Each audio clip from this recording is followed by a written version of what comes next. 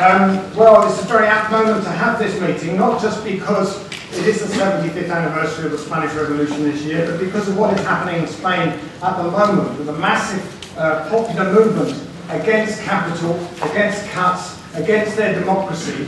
A movement which, I mean, as I understand it, has not received much coverage in the mass media of Britain, but it's a movement which managed to mobilise 1 million people on the 19th of June in demonstrations all over Spain, which haven't been seen really for many decades. And of course, the spirit of this movement, denouncing the fraud of parliamentary democracy, denouncing the attacks on the massive working class people and ordinary people in Spain, of course reminds us very much of the spirit of the Spanish Revolution, of democracy from below, of self-organisation. So it combines the two. I think it's a wonderful way to celebrate the 75th Spanish anniversary of the Spanish Revolution, having what many people call another one. I mean, many people refer to it as the Spanish Revolution. Now, the history of the Spanish Civil War and the Spanish Revolution, as many of you may know, is a history which has produced a massive literature. There are more books published connected to the Spanish Civil War than even all the Second World War put together. And it's an ideological battlefield as well, like the war itself, in terms of the interpretations of the war and so on. And there are lots of very different types of views on this, which obviously I can't cover here, but I'm going to look obviously specifically at the revolution. Now, the first thing to say about the revolution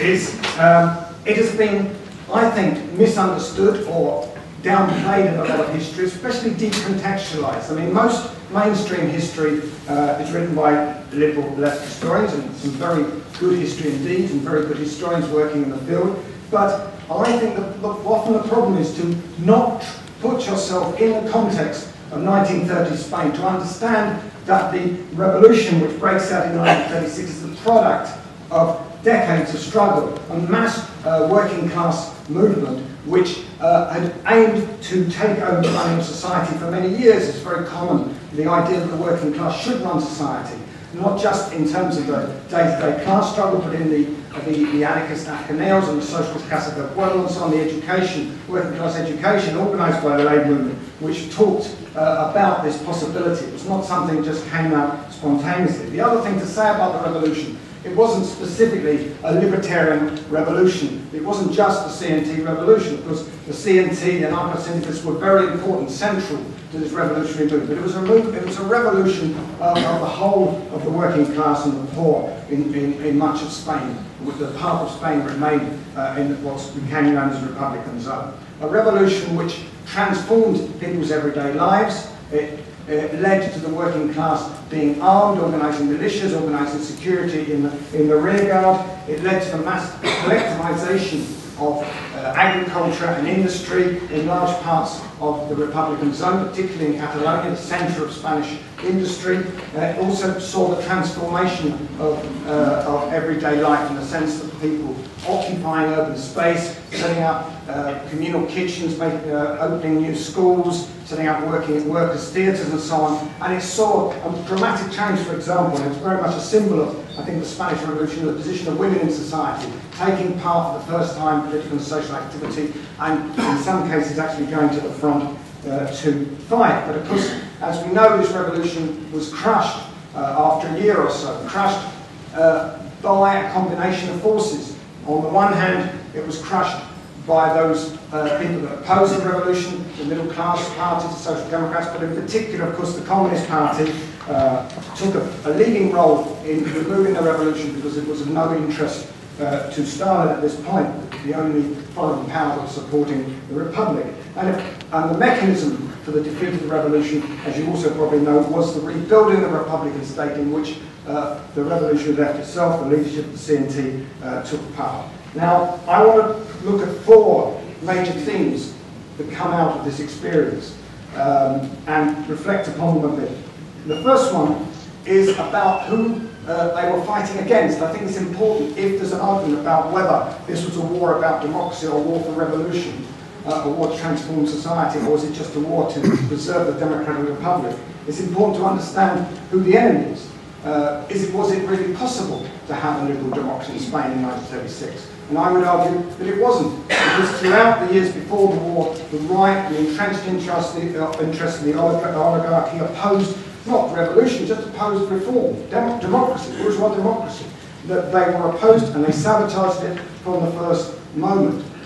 Secondly, once the war broke out, of course, you had put into action this massive terror machine by the Franco's regime, which would continue for 15 years after the war, with the death of tens of thousands of left-wing and working-class activists. It was not a situation, I would argue, where it was possible to have built what is understood as a normal liberal democracy. So what was the alternative to that? Second major question, which I think needs to be addressed, is the question of the Popular Front. This idea that it was possible to unite the middle class and the working class, defence democracy, and therefore this was the only possibility. The only possibility, according to the Communist Party at the time, according to the more moderate left-wing party, but also according to many historians who take up the issue since. The only possibility, because otherwise you'd alienate the middle class in Spain, and in particular, you would not get arms from the democracy. And I think that has to be looked at specifically. First, on the question of the so-called middle classes in Spain, because that is a very confusing term in 1930 Spain. Are we talking about the peasantry? And if we are talking about the peasantry, of course, sections of the peasantry supported the working class organisations. Are we talking often, when people talk about the middle classes, they're talking about urban service and white-collar workers, which I would argue are actually part of the working class, not part of the middle class, and in particular focuses on the small Republican parties. But this is something which is really not examined more closely, because these parties were generally fairly irrelevant once they didn't have a coalition with the socialist parties in elections, and also were parties which showed themselves in the weeks running up to the war to be more afraid of the workers than in fact of the fascists who were plotting in the army. The other question related to this is the military question, because the Popular Front, once it was decided that the war would be for democracy, for external consumption and so on, the military strategy of the Republican government was subordinated to this aim. So the Republican Army, the new Republican Army was built out of the ruins of the militias on the backs of the United Gun, which involved the CNT.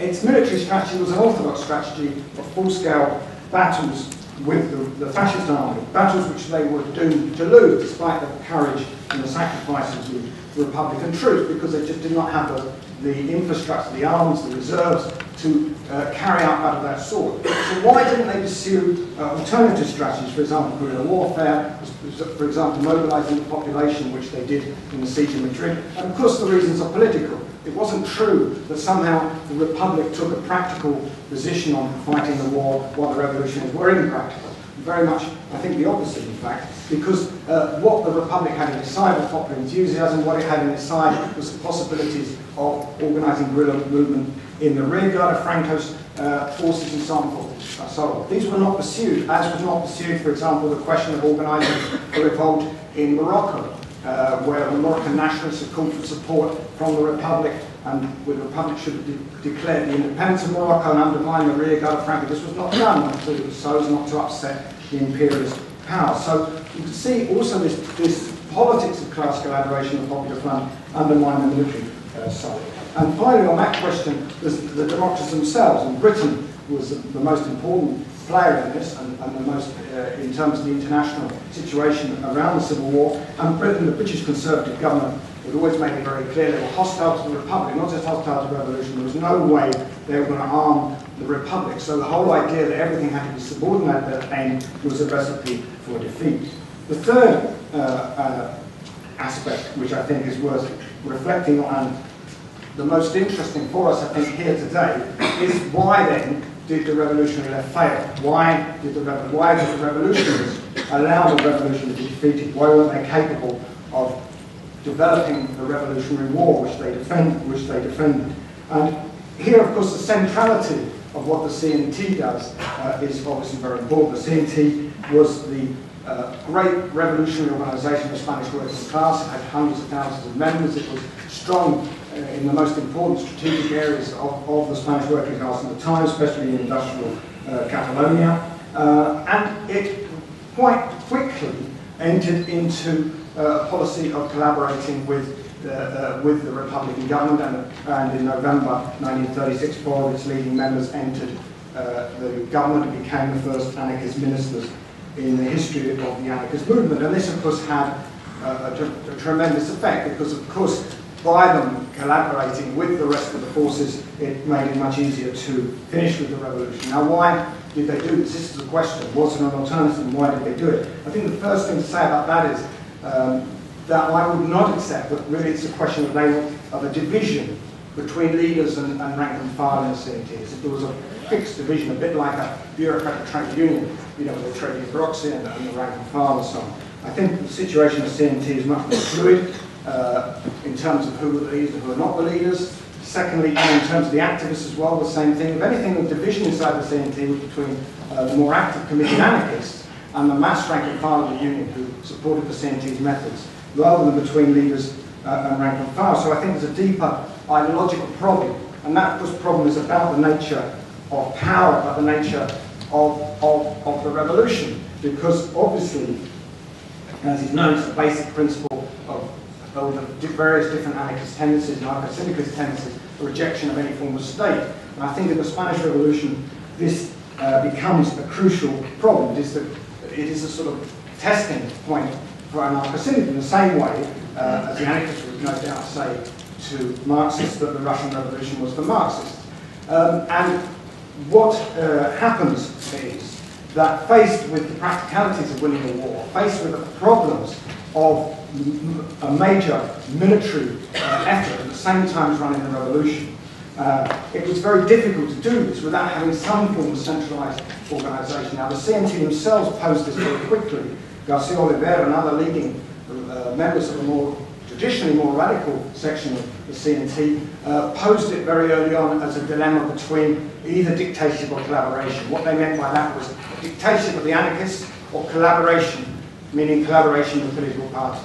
And I think this is a false dilemma, because I don't think the alternative is between a CNT dictatorship and collaborating with the more moderate parties. I think the choice was between a working class revolution with the other working class organisations, especially with the unions, the UGT, and with the revolutionary organisations like the POU, and collaboration with those forces. But the collaboration they were talking about, of course, was to capitulate to the Popular Front. So, in fact, what happens, we have, on the one hand, you have the revolution as a fact, as a reality in the streets and the factories and the countryside, and on the other hand, you have the problem of waging the war. And not being prepared to build some alternative form of organisation, the CNT ended up collaborating with the existing state. Now, I think, you know, this is the debate, I think, isn't it, really, between Marxists and anarchists. And here we've got this problem of language, you know, the idea that states are oppressive, which is true. But the thing about which type of repression, who's being repressed, and why, and what is actually happening, this is the question here. Because, of course, the CNT, the working class in general, controlled large parts of industry, large parts of the land, and so on. But they didn't control the army, they didn't control communications, they didn't control finance, exports, imports, and so on and so forth. These were in the hands of the rebuilt Republican state. And this was why it was possible for the Republicans and the Stalinists to undermine the revolution and eventually to smash it, of course, in May 1937, which was when the fighting in Barcelona. The other question for the revolutionaries in the Civil War was a question of political leadership. Two really important words, which are extremely unpopular now in the movement in Spain as well. But I think we have to look at this. We can't get around the fact that certain words mean certain things. I think, you know, leadership, i.e. coordination, direction, happens in all struggles. Whoever's involved. The CNT had leaders, the FI had leaders, it was doing all the factory union branch. We have leaders in the sense that they were people who were listened to, people who were more active, and so on and so forth. The problem with this is not the question of leaders, it's how the leaders are controlled. You know, are they just from above imposing themselves, or are they controlled from below? Are they part of the struggle? And that is the other, I think, missing element in the Spanish Revolution. Now the POUM, the Small Revolutionary Socialist Party, I think, was a party which had just been constructed, it was a party of different tendencies, a party in the process of building itself, was in a difficult situation because of its minority position. What I will say just in passing, maybe someone would like to take this up later, is that I don't think the problem with the POUM was just that they didn't have the correct program. I don't accept that position of the orthodox Trotskyists, that if the POUM had said this, this and this, everything would have magically changed. That doesn't mean the POUM didn't make mistakes and serious mistakes, but I don't think it's just a question of simply having the right slogan, somehow everything would transform, everyone would rush towards it, because that really obviously wasn't the case in the Spanish Revolution. So you have, again, that problem is posed to us historically when we talk about this and think about the situation today. How could this revolution be triumphant? How could they have avoided the defeat? And I think the question of coordination of the revolution, the question of direction and leadership is also another question, along with the question of the state. These, I think, are the two things. And finally, the other aspect which I think needs to be looked at is what does democracy look like? Now, today in Spain, one of the slogans, one of the most popular slogans of the movement in Spain is that they say this is democracy, but it isn't. And the idea that somehow democracy, what we take as assumed as democracy, what common sense tells us is democracy, that you vote for someone every 5 years and then the IMF tells you to do something completely different. Or you look at the situation now in Greece where 80% of the population of Greece are against austerity measures, but the parliament still passed it. Or in the question of Spain itself, without having to go any further, Zapatero, who elected Zapatero to cut their wages, make their children unemployed, introduce a labour law which makes it easy to sack people, raise pensions to 67. I mean, I doubt, to give you a due, that even Zapatero wanted to do that. So the whole question of what is democracy, which is now being posed in a massive and dramatic way in Spain, throughout Spain, it was there in the Spanish Revolution, and this in all its prudence. Because, of course, democracy is not that. Democracy is not voting every 5 years for someone to do the opposite of what you wanted and then have no control of it. Democracy is control from below, accountability, the ability to control the people who you elect or who don't elect, you have assemblies, you have some form of structure where people participate on a day-to-day level. And this is what happens, of course, in the Spanish Revolution, as it did in the Paris Commune, and it did in the first months, years of the Russian Revolution, and so on and so forth. These explosions of working class self-activity, which show it's possible to have another sort of society. It's possible to have a society where ordinary people actually control their lives and control what happens. And I think that's another important aspect. If you want to take something out of this, lift the Spanish Civil War and Revolution beyond just being an academic question, a question of just looking at the history and the details of who won and who said this and who said the other, but to actually think how this connects with our lives today. And often people today in Spain and here talk about historical memory. This is an important question in Spain, in particular, where for 50 years the memory of the war from the loser's side was crushed, forgotten, and even the transition to democracy was deliberately forgotten in order to have a pact with the former Frankfurts. And the question of remembering this is very important. But I think, we have to take it one step forward and walk some step further. But it's not just a question of remembering what happened in terms of the repression of fascism, which is very important indeed, but also to remember this other side, which is perhaps even more forgotten, which is the question of the Spanish Revolution. When the film Land and Freedom came out in Spain in 1995, it made a tremendous impact. It was the fourth most seen film in Spain, which is quite incredible. The other three were American blockbusters, Death, Fire, Killer 6, and things like that. There was Land and Freedom. And I was, astounding in situations like when it was shown in Barcelona, for example, the first night, people broke into applause. I've been to hundreds of meetings after this, about dozens, about the film, where young people say they didn't know there was a revolution. So the question, of remembering that experience is obviously so important for all of us who want to change the world today. So this, I think, would be, where I'll end for now. But I think, when we talk about this, we should take it out of the academic debate, take it out of just the history books, and think about what does this mean in terms of human liberation. You know, we've seen it before, we've seen it in 1936, we're now seeing the beginnings of this again. Egypt in January, in Greece, in Spain, in Tunisia. You know, we're seeing the beginnings of this massive involvement of people in trying to run their own lives. And in that sense, you know, the Spanish Revolution is so central to, it should be so central to inspiring movements of that time today.